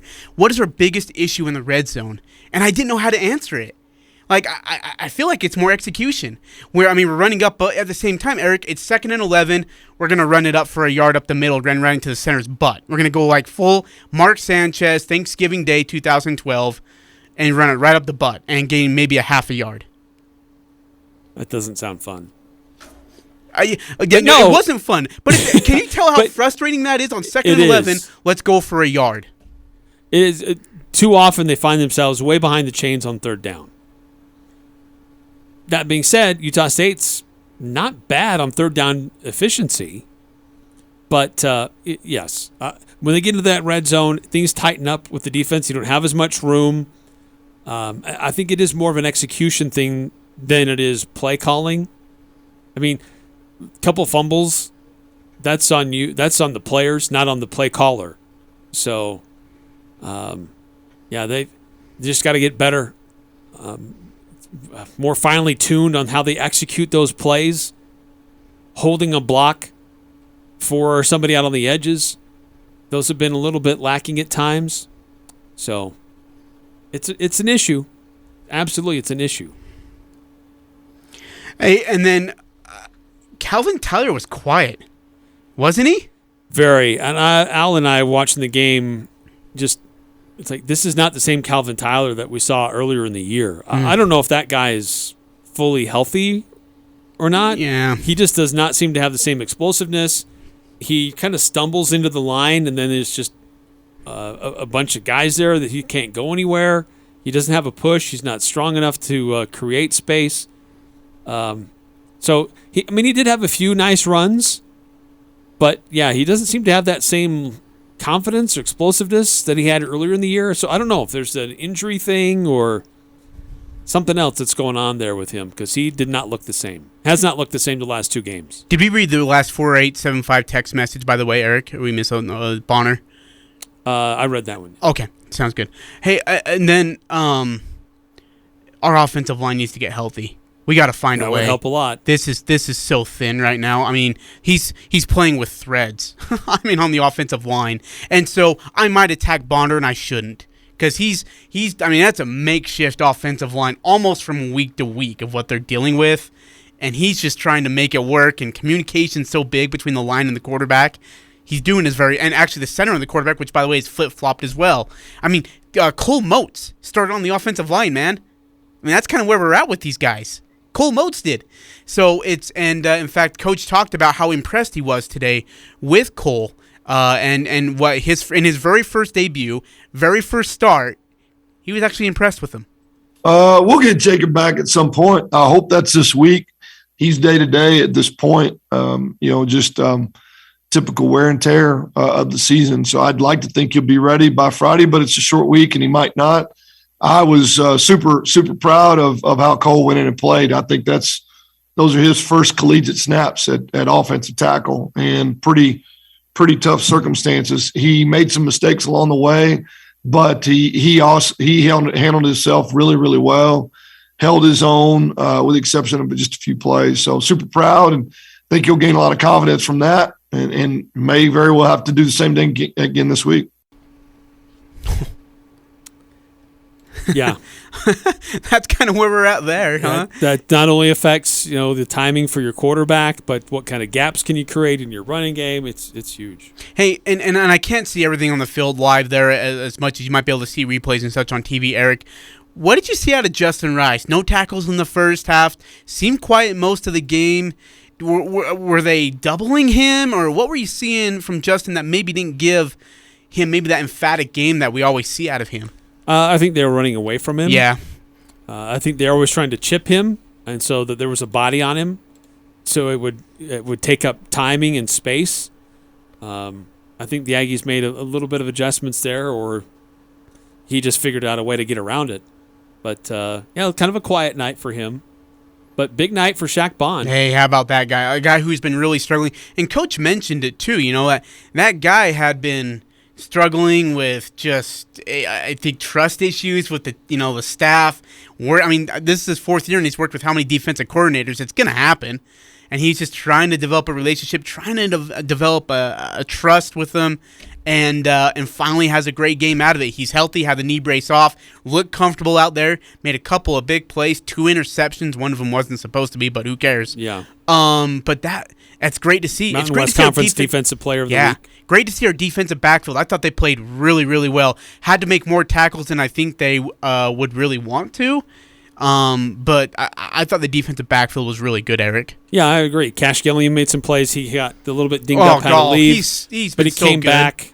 Isn't it crazy, the transformation of Cash Gilliam from last year to this year? And I know that's not a really fair comparison, but what Ephraim Bonda has done to be able to coach him up, teach him techniques, show him different things that, hey, look, you aren't just a linebacker. You could be a hybrid guy who's athletic enough to be able to make these kind of plays. He got absolutely torched against BYU, had a rough one against Boise State, came back strong against UNLV. I thought he had a great game, Eric. Yeah, he did. And certainly Devin Tompkins recognized as the offensive player of the week this week. Cool. 180 yards. Career high, 2 touchdowns. Catches. Actually, the 180 yards isn't even his career high. It was the 12 catches. That's his career high. How the heck? That was the first time he's only had two touchdowns in the game, which is surprising. It makes no sense to me, man. And really, it's unfortunate the Aggies didn't get a clean sweep of the awards, because Savon Scarver should be recognized. Can you explain to me exactly what I missed? He tied an NCAA record. I'm sorry. So why didn't he get it? I'm so confused here. Let's give it to the punter at San Diego State instead. For punting in a game that was 12-6 or whatever. That's what we went with. It's stupid. And you know what? Honestly, Savon doesn't even care. If that's the route you want to go, Savon's going to go break the record, and that means a lot more to him than, give me Mountain West Player of the Week. He doesn't care about the awards, and he's proved that time and time again. 5662 on our Guild Mortgage text line. Do you think we give our backup place kicker a try, or do we not have enough talent at that spot? Unfortunately, that position will lose us a game this season. It's going to. Well, it's going to be put on the line whether we win a game or not with our kicker. I will be honest, I'm not sure what the kicking situation is, other than to say Connor Coles has had a broken foot. And he's still kicking. All year, and he's still kicking because he's able to manage the pain, one, and two, he gives them the best option. Now, I don't know if that's the same opinion of the coaches after the last couple of games where he has struggled a little bit. But I don't know that there's a lot of confidence in what the backup situation looks like right now. I don't know. That could change this week in practice, but that's as far as I know, which is limited. 5338, what's the situation with the Nance kid that transferred from Nebraska? Has he even seen the field this year? I haven't seen him on the field at all. I haven't seen him. Nope, me neither. How impressive to you? Still on the team, from what I understand. I know you already talked a little bit about this, Eric, but I can't emphasize enough how impressive. He has seen the field. Has he? But it's been very limited. Very limited. Oh, man. It must have been a flash, thanks. Yeah. I know you talked a little bit about it, but I just can't emphasize enough how impressive I was with Eli Noah. He has gotten so much better. Vision, running downhill, not going sideline to sideline, going north-south. And finding spots and knowing when to put his head down and try to go over somebody and when just go get a couple extra yards the other way. Yeah. I think he's been so great about that. Agree. And that was his first career touchdown on Saturday. Oh, for the game winner. 11 yards out. Man? Talking about struggling in the red zone. He left no doubt, and certainly Blake Anderson high on Elelion Noah and how he's been doing. Yeah, he's been just consistently solid, quietly solid, in his role gets a little bit bigger each week. He doesn't have that gear that he's going to outrun a lot of guys, but he's very patient. He's physical, and you saw some physical runs. I think he sees the hole, has good vision, and you're starting to see little by little just some confidence grow in him. And we talked how long it's going to be kind of running back by committee, and until some guys really, really stood out. And every time you go out and you have a good outing, it gives us more and more confidence to give him another opportunity. So you're likely to see him more and more as the season goes on. Yeah, he was a good change of pace. I think he's a more physical, straight-ahead power runner than Calvin Tyler is, or even John Gentry is. So they do provide a little bit of a change-up in how they're used and what our defense might see if they switch those guys out in the running game. Yeah, and do you think he's taking carries away from John Gentry now? It's possible. Yeah, me too. He's a great pass-catching back, too. He's got great focus on the ball. Doesn't worry about what's in front of him, the steps he's hearing. He makes good decisions. You're going to see him a lot more here in the last part of the season. All right, we've got to take a timeout here on the Full Court Press. Love to continue to get your thoughts on our Guild Mortgage text line, 435-339-0321. We'll continue to recap Blake Anderson's comments from the press conference earlier today, what happened throughout the Mountain West, and the NFL and Major League Baseball playoffs. Some really exciting weekend. Actually, Sunday night was fantastic. It was both games. I missed the game, with, actually. Baseball and the NFL went I was busy down to the wire. Watching my Braves continue to trump the LA Dodgers, the greatest baseball team to ever step on grass. Okay, we'll hear more about that, unfortunately, coming up next on the Full Court Press. The Renegade Sports Park in Logan now has side-by-side rentals available. Plus, hard-to-find e-bikes on sale at Renegade Sports. Top-of-the-line Rambo and Fantic e-bikes on sale at end-of-season prices. Renegade Sports in Logan and Centerville has more side-by-side Terex, Razors, and Can-Am Mavericks than anyone in the state of Utah. Get yours today. Renegade Sports in Logan and Centerville. Lead or follow. You decide the ride. West Point Dairy Products at Hiram is hiring. West Point Dairy Products has been manufacturing high-quality butter for over 25 years in Cache Valley. They're currently expanding and want you on their growing team. West Point Dairy Products offers competitive wages for entry-level positions starting at $18 per hour, full benefit packages, double time on Sundays, a $2,000 sign-on bonus, and tremendous opportunities for growth. For immediate consideration, call Express Employment Professionals at 435-213-9595. Not sure what to give for a holiday gift? How about a gift card to the new and improved Beehive Pub and Grill? Receive a free gelato with a $25 gift card purchase, or a free burger or sandwich of your choice with a $50 gift card purchase. Dustin McKay, owner and chef, is always improving upon an outstanding menu. Open 11 to 9 weekdays and 11 to 10 Friday and Saturday. Beehive Pub and Grill is perfect for the holidays. Ho, ho, ho, ho, ho, ho. This is Jarek with Jarek's Fine Jewelry. October is our anniversary month. We've been helping couples find the perfect rings for over a decade. So to celebrate, we want to treat you to an anniversary dinner. Make it a date night on us. Come engagement ring shopping or anniversary shopping at Jarek's Fine Jewelry. We have over 3,000 rings in stock, including the newest custom designs. With no strings attached, no purchase necessary, we will buy your dinner at Sweeto Burrito. The entire month of October, come in ring shopping and Sweeto is on us. Make date night special. Make it Jarek's. Fall is in the air and it's getting colder. Make sure your vehicle is well maintained. This is Dustin with Valvoline and Oil Change in Logan across from Angie's. As the weather turns colder, your car might need a little more attention, and an oil change is easy. We'll change your oil and also check other fluid levels and replace your air filters if needed. The best thing? You can stay in your car while our trained pros service your vehicle. Valvoline and Oil Change, 695 North Main. Don't mind the construction out front. We are still open and ready to serve you.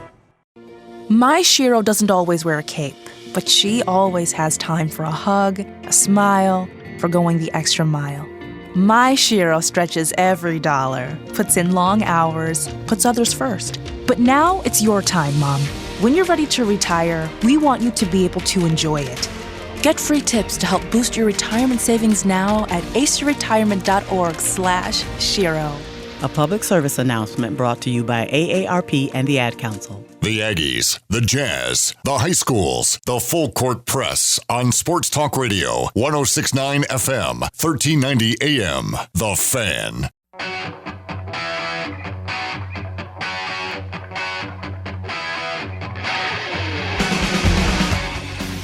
Eric Frandsen, Ajay Salvesen here on the Full Court Press. Guild Mortgage text line. A lot of good questions coming through there. 435-339-0321. By the way, just a reminder, you can go to CacheValleyDaily.com and see the playoff pairings for high school football. A lot of those games got moved to 4 o'clock. The exception to that is Mountain Crest, who is still on at 6. That's bonkers. On the road. Move it. Dixie, I believe. So that means we will not have a show Friday. Skyview will be playing a game here on these airwaves, and we will not have a show Friday. By the way, we are live at Guild Mortgage on Wednesday. We'll be live, and we'll be giving away tickets to Utah State, Colorado State for 7:30 on Merlin Olsen Field. Homecoming. Yep. We're giving away tickets on Wednesday at Guild Mortgage. So tune in, come drop by, say hi. Eric, you said you want snacks, so Eric's begging for food again. If you want to bring my food, Ajay's co-host we're not will be stopping there. you. Ajay's co-host will be there. My diminished roll will be there. I should bring you just like a little roll. The little thing of butter. Some tuna. A little thing of jam. 5879. Is there any way you guys can archive the pre and or post-game Aggie call so it's accessible like the Full Court Press? Yeah, Eric, can you? Turns out it is archived. Go to kvnutalk.com and it's there in their podcast section. Hey, can we post that? But we should be able to. I was going to say we simulcast that. We should throw that on. I was going to say, why are we not posting that on our podcast? We should throw that on our feed. We'll make that happen. Let's try harder there, Eric. But in the meantime, you can go back and find a lot of those old ones on kvnutalk.com. They have a archive. They do a lot of audio that they archive, so you should be able to find it there. 8968. Yep, we are spoiled. This is a new team with a new coach that was supposed to win 3 games tops. I don't know how many games they will win, but they are ahead of the game as of now. A great big go Aggies. See, I just love the positivity. Because everybody's looking at like, oh, we beat UNLV by 4. We're going to lose every other game now. We aren't winning another game for the rest of the season. They won. Like, 10 years ago, they're losing that game by 15. They're probably 0-6 right now. Going into Colorado State, that means they're 0-7 after this week. This team's different. Built different, coach different, acts different. And that's what I love about it. Now, in saying that, Eric, as big of a challenge as UNLV ended up being, Colorado State's going to be a monster to deal with on Friday night. They are a better team than UNLV. They're a more well-rounded team than UNLV. They run the ball better than UNLV, and that's saying something, dude. They struggle to get into the end zone. They kick a lot of field goals. That's encouraging. But Utah State, they've got to be able to score too. Yep. They've got to find a way to slow down their opponent. Stop that run game. Can't get gashed so bad like they've been getting. Can't happen. But at the same time, I feel like, again, they're just so clutch in the fourth quarter. They just find ways, man. It's really impressive how they continue to find ways to win ball games. It is. It's awesome. This team be down 2 minutes to go. It's okay. We're still in it. They have confidence, and that stems from the coaches and some of the decisions that they make earlier and what they do during the week. Look, one guy, we already mentioned his name, but he deserves even more attention. Devin Tompkins. Oh, he's special. The best recruiting job that Blake Anderson and his staff did from the very beginning was to get Devin Tompkins to take his name out of the transfer portal and come back to Utah State. And Coach Anderson with more praise for Devin and the performance he had on Saturday. He does play a lot bigger than his frame. I've had guys in the past that are similar to that. They understand how to elevate. They understand how to compete for the ball with bodies around them. He's got that. It just comes naturally to him. I tell everybody, you see the size of him, you see the quickness and the speed. But to me, when arguably your best player is your hardest worker, I mean, it shows up. It just does. Makes everybody else around him better. It gives everybody a tremendous amount of confidence in him. It raises the level of our team, and that's what he brings to the table. He is, without a doubt, the hardest worker on a daily basis, and leads by setting a standard of excellence, and then it carries over to the field. He's really smart. We're able to move him around all over the place, make it hard to know exactly where he's going to be, and that allows us to free him up. At times where if we put him in one spot and kept him stationary, be real easy to double him and bracket him. But he is super smart and studies the game and has a capacity for a lot of different things that allows us to be really creative with him. And I like how they're using him, and even they used Savon a little bit differently on Saturday. Like getting the ball in your playmaker's hands doesn't always have to be in a throw game. Like use him on a jet sweep or a fly sweep. Just these guys are fast. They're burners. Get the ball in their hands and let them get ahead of steam. Yeah. And they're starting to do that more. That's fun. If Devin Tompkins is not on the All-American list by the time the season ends with the rate he is going on, even an honorable All-American mention, I'm going to be livid. I'm going to be ticked off at somebody. I mean, Eric, come on. The numbers that this guy's putting up right now are phenomenal. And he's been on that steady course the whole entire time. He's been the most consistent thing of this football team in regards to players. And the playmaker that he is. And he works so dang hard. And we've said it, and you said it, and I've said it, and everyone else has as well. Best recruit that Blake Anderson has done in regards of his early recruiting career here at Utah State is keeping that guy here. He is nothing but special. Oh, yeah. If he is not an All-American at season's end, someone's going to get their feelings hurt. I'm going to say things that the FCC will be ashamed of, and I won't care. So we've what's the word I'm looking for? We've mentioned, that wasn't the word I was thinking of, but it's the same thing. We've mentioned several different players who stood out and played really well for Utah State on Saturday, but Coach wanted to make sure a few others got mentioned as well. Well, I just look defensively. Nick Henniger his effort level, his work ethic is right there with Devin. When he shows up every day and just sets a tempo. Byron had a big game. He didn't get a lot of sacks, but he created a couple of holding calls. He forced the pocket, made the quarterback move, finally healthy and starting to run and play at the level that obviously we need him to play. Those are going to be huge snaps down the stretch.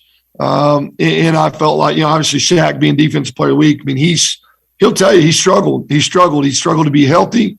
Played in a knee brace for several weeks, not real comfortable.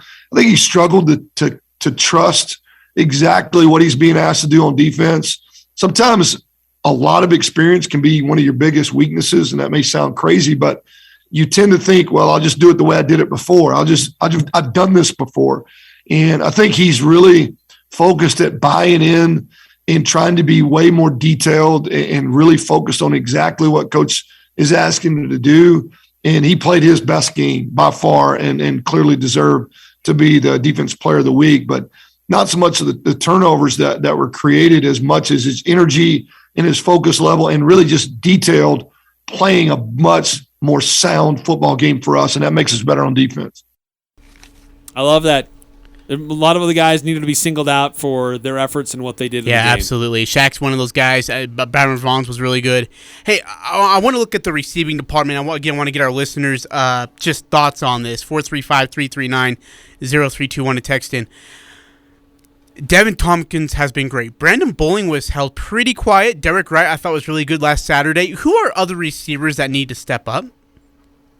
Who other receivers need to step up? Yeah, give me some other receivers that you want to see actually go make plays. Because I feel like we're just relying on Devin Tompkins, Bowling, and Wright. McGriff's involved. He gets thrown to every game. Is McGriff involved? Or, I mean, there's a difference between being involved and actually being a playmaker. He's scored some touchdowns. He hauled in the big catch late in the game. I mean, they were going to go for a field goal and didn't get it, but it helped preserve that drive. He could have fought for it better. Yeah, made it more convincing. That was the other part too. Here's the thing. You take what Devin Tompkins is at 5'8" and copy it and put it into Justin McGriff. You have an all-conference receiver, first team. Oh, without question. I just need to have more confidence in himself. Believe in himself. He's improved over where he was a year ago, but he still has some room to grow. But he can be a weapon. He can be a real weapon. Would love to see him get a little bit more involved and be more aggressive going after and fighting for catches. Yeah. If he can do that, you're right. He could be an all-conference guy. Really good text from 0391 in regards of my thoughts on Devin Tompkins being an All-American. He says, come on, Ajay. Remember where you are and what conference Aggies play and the competition. Only so many spots for All-American. Have to be realistic or you are going to be disappointed. Tompkins is amazing. First team Mountain West Conference? Yes. All-American? Question mark. And I just think it's the numbers that he's putting up and the consistency that I'm seeing out of him. And he's right, though. I mean, and I'm not saying he should be a first or second team, third team All-American. I'm not saying that by any means of the stretch. But he could be an honorable mention. But even an honorable mention, just like you got the Alabama kids, that Georgia's got some great receivers. Cincinnati's got a really good one as well. You know, those guys are probably going to be up there in that first, second, third team conversation. But the consistency that I see from Devin this year so far, and he's going to have to keep pace with that. But, man, it's crazy not to think about it and just maybe wonder if he probably should be on that list or considered to be. Hey, breaking news, John Canzano reporting is the first, seems to be reporting the definitive news that Nick Rolovich has been terminated by Washington State. According to a university source, he was terminated for cause along with other unvaccinated Washington State assistants. Oh, my gosh. So it means they don't have to pay him to you have to pay him a the rest buyout. of his buyout. Yeah, they don't have to pay him a buyout. Wow. Washington State plays BYU this week. BYU by 30?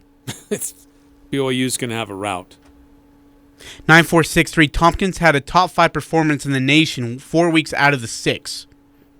It's a good point. It's hard not to argue with that. It's a good point. Oh, man.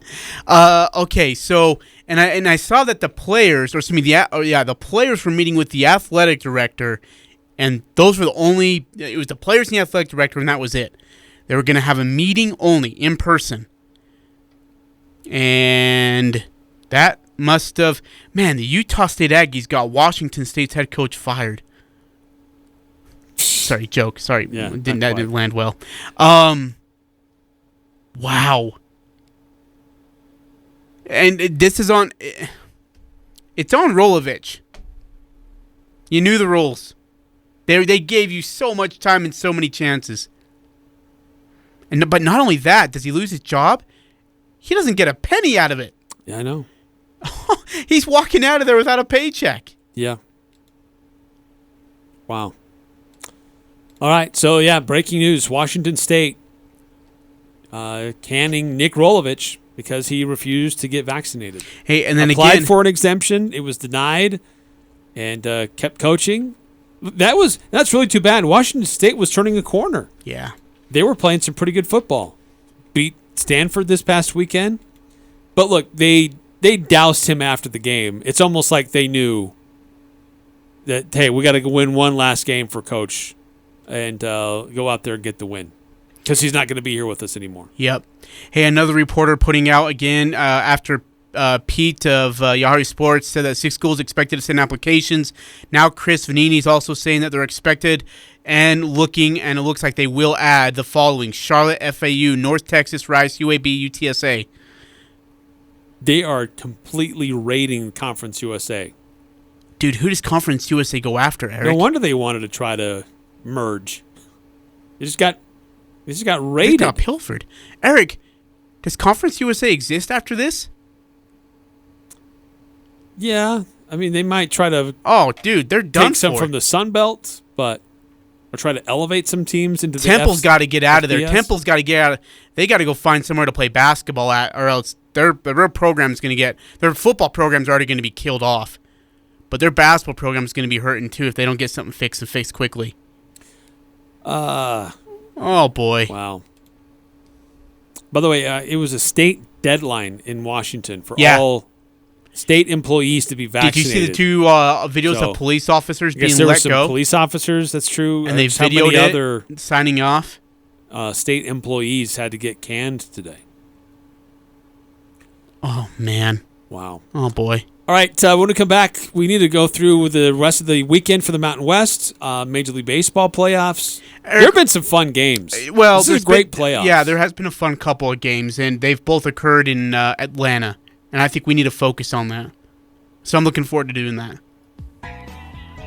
With fuel prices soaring, did you know you can save money by keeping your car in shape? Hi, this is Tyler from Discount Tire and Automotive. And this is Josh at Discount Tire in Providence. We would like to help you save a little money at the gas pump. National studies have shown you can increase your fuel savings by 6% just by keeping your tires properly inclined. And by another 10% by changing your air filter.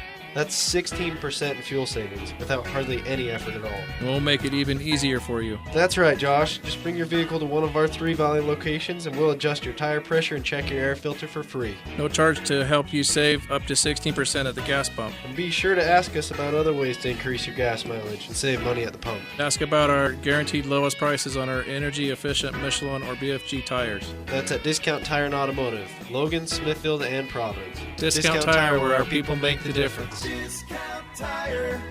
So much more than a tire store. Crystal Vision, the gold medal winner of Best of Northern Utah, has a deal for you. They need to clear space for their new eyewear lines coming in, which means you can save 40% off of selected styles and brands of frames in stock that will fit your unique style and budget. Take in your current prescription and let Crystal Vision fit you into a new look. Let this be the year your glasses feel like they were made for you. Crystal Vision, on 14th North or online at crystalvision.com. This is James Stevens with White Pine Funeral Services. We often hear people say, I wish I could use White Pine, but I've already paid for arrangements elsewhere. Know that if you've already pre-planned with a different funeral home, you can still call White Pine. If you are being told you'll lose up to 25% of your money, White Pine will provide a discount equal to any fee for switching. If you have any questions, please stop by for a visit or give us a call. We would love to meet you and explain in more detail. White Pine Funeral Services, here when you need us most. Talking the sports you care about. The Full Court Press on Sports Talk Radio, 106.9 FM, 1390 AM. The Fan. Frandsen ready to deal. Offering to Rosario. Line drive. That is through. It gets through. Here comes Dansby. Lightning strikes twice. And the Braves walk it off. This is unbelievable. And the Braves win it, and they go up 2-0 in the series. Hey, they've been making it happen. Give them credit. You know, when you are a clutch baseball team like the Braves are, or like the Patriots are, well, were, like the Aggies are, you get used to this kind of stuff. It's a clutch You gene. get used to this kind of stuff? It's a clutch gene, man. It was a fun Sunday night. Look, it was a back-and-forth baseball game. Great And then I baseball game. flipped over to see the Sunday night football game, and this is how it ended. Kuntz is ready. Snap is down. Pause. Kick is good. And this game is over.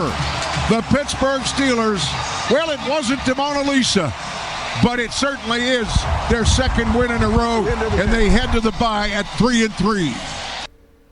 TJ Watt was fantastic. Refs almost cost him that game, too. Yes, that review, I understand why that Pittsburgh sideline was hot.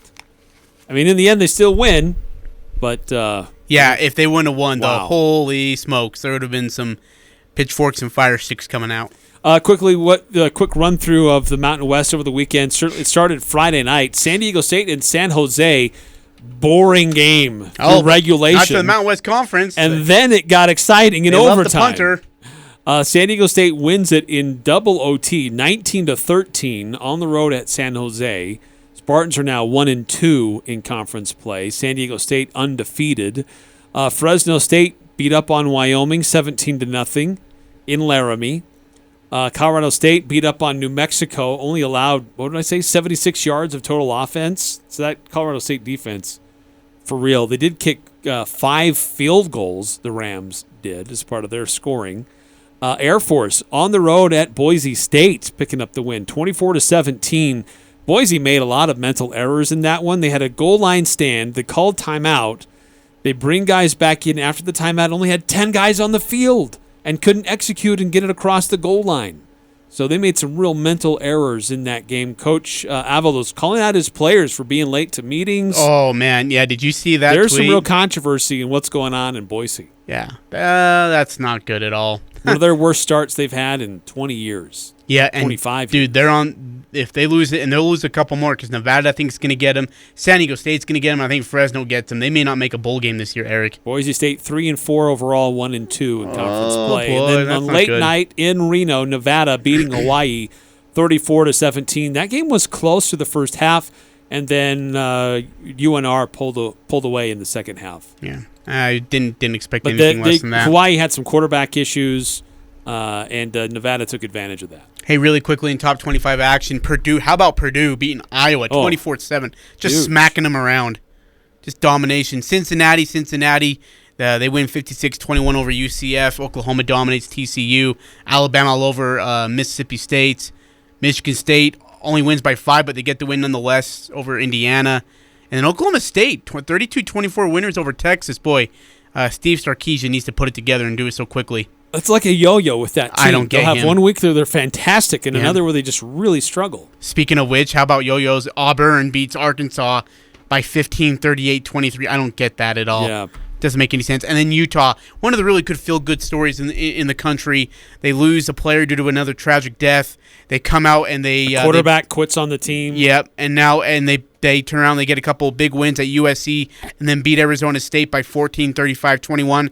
Their biggest, toughest game now is Oregon at home in November. They get by that one. Eric, they could be in the Rose Bowl in January. That would be something pretty cool for Coach Whittingham. Absolutely. Actually, this kind of segues into our pick six. We need to do the results for that. Actually, a quick timeout right now, and then we'll give the results. Can you just tell me if I won or lost? Because like you did last week, that was great. Okay, so the final results were... Adams Wealth Advisors is the gold winner for financial planning in the Best of Northern Utah competition. Thank you for your vote. Putting clients first under any circumstance will bring peace of mind when working with Adams Wealth Advisors. This is Craig Adams. At Adams Wealth Advisors, we are here to help you receive peace of mind whether you've done a lot of planning or a little planning. Count on our team at Adams Wealth Advisors for honesty, professionalism, and integrity. Visit adamswealthadvisors.com or call 752-1702 to schedule a time with an advisor today. Please see adamswealthadvisors.com for more information on these recent awards. Used tires only $25. Express Auto and Tire is selling every size, every name brand, and every snow tire for only $25. Looking for something a bit newer? Express Auto and Tire can save you hundreds on new name brand tires. Expect the same name brands, only hundreds less. $25 used tires or new tires, saving you hundreds. Stop at Express Auto and Tire for every option on every tire. Visit Express Auto at 3200 North Main, Hyde Park. This is Ryan at My Mattress. Look, I admit in the past we've been a little bit hard on Lewiston for not buying mattresses. All that has changed now. Lewiston has practically written IntelliBed into their city bylaws. This makes us feel like celebrating. Hooray for Lewiston! You're finally sleeping better, Lewiston. We thought that you were all insomniacs. Now we can relax. Good job, Lewiston. I gotta tell you, though, I am concerned about Mendon. My Mattress by the new Walmart. The Aggies are #1 here. The Full Court Press. Connect with us on Facebook, Twitter, and online at 1069thefan.com.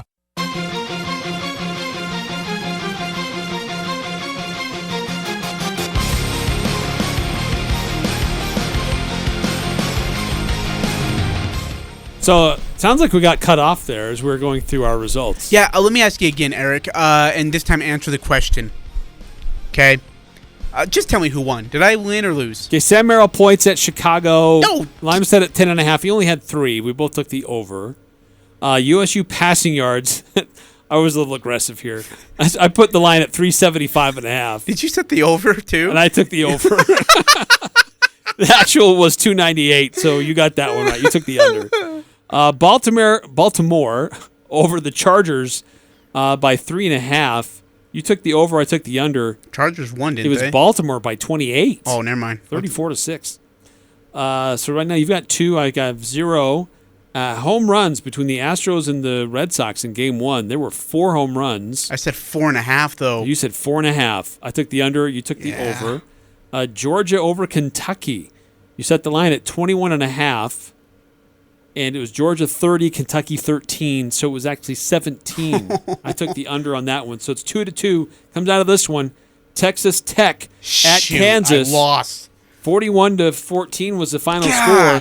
The line was set to be 17.5. We both took the under. Oh, so we tied? So we tied. So it comes down to the tiebreaker. Oh, but I lost the tiebreaker, though. Here's a tiebreaker. Which team was more likely to get the upset? Air Force or Wyoming? Which team was more likely to win? You said Air Force. Air Force beat Boise 24-17, but Wyoming lost to Fresno 17-0. So I won the tiebreaker.